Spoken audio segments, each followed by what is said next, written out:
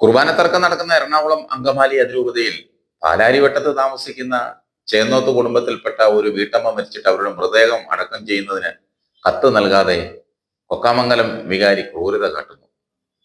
പള്ളിപ്പണിക്ക് 14 ലക്ഷം കൊടുത്തുവെന്നും മാത്രമല്ല, എല്ലാ കാര്യങ്ങൾക്കും സഹകരിക്കുകയും ചെയ്യുന്ന കുടുംബം സഭയോടൊപ്പം ഉറച്ചു നിൽക്കുന്നുവെന്ന പേരിലാണ് ഈ ക്രൂരത കാട്ടുന്നത്.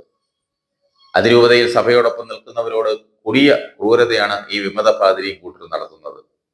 കല്യാണങ്ങൾ നടത്തുന്നതിന് മറ്റു രൂപതകളിൽ നിന്നുള്ള ബന്ധങ്ങളാണെങ്കിൽ അവർ വരുമ്പോൾ മാനസികമായി അവരെ പീഡിപ്പിക്കും.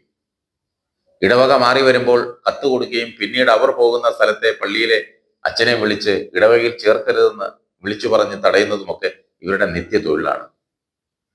വല്ലം ഇടവകയിൽ ഇത്തരത്തിലുള്ള സംഭവം മാസങ്ങളായി തുടരുന്നു. ഇടവകകളിൽ വിശ്വാസികളെ തമ്മിൽ തല്ലിക്കുന്നതും ഇവരുടെ ഒരു ഹോബിയാണ്. അടുത്തിടെ കറുകുറ്റി പള്ളിയിൽ 2 കൂട്ടത്തല്ല് നടന്നു.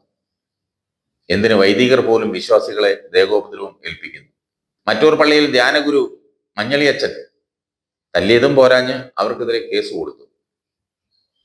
ഇപ്പോഴും ഇടവകയിൽ പരസ്യമായി വെല്ലുവിളിയും ആക്ഷേപങ്ങളുമായി നടക്കുന്നു.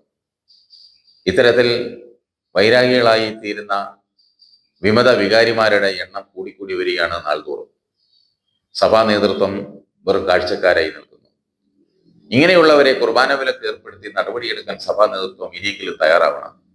നേതൃത്വം നിസ്സംഗ മനോഭാവത്തോടെ നിൽക്കുമ്പോൾ വിശ്വാസികൾ ആശങ്കയിലാകുന്നു. കുറച്ച് വിശ്വാസികൾ മാത്രം അവിടെയും ഇവിടെയും കിടന്ന് സോഷ്യൽ മീഡിയയിലും ഒക്കെ ഇരുന്ന് ഒച്ചയും ബഹളവും ഉണ്ടാക്കുന്നത് മാത്രം മിച്ചം. ശരിക്കും വിമതരുടെ പ്രവർത്തനം കണ്ട് ഒന്നും മിണ്ടാതെ അടങ്ങിയിരിക്കുന്ന സഭാ നേതൃസ്ഥാനം അത് വഹിക്കുന്നവരോട് വിശ്വാസികൾക്ക് പുച്ഛമാണ്. ചങ്ങനാശ്ശേരി, പാല, കാഞ്ഞിരപ്പള്ളി, തൃശ്ശൂർ, ഇടുക്കി, കോതമംഗലം മുതലായ രൂപതകളെ കണ്ടുപഠിക്കണം.